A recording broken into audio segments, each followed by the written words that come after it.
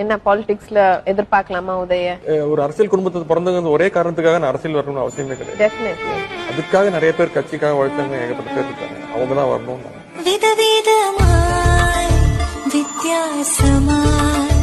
உங்க குடும்பத்தில இருந்து யாராவது இனிமே அரசியலுக்கு வர வாய்ப்பு இருக்கா சார்?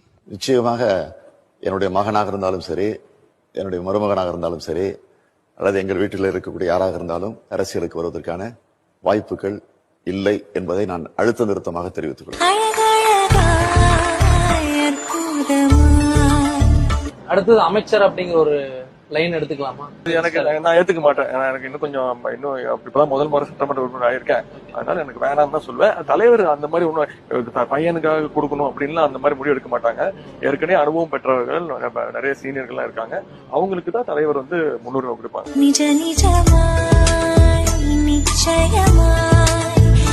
தொட்டு தொடரும்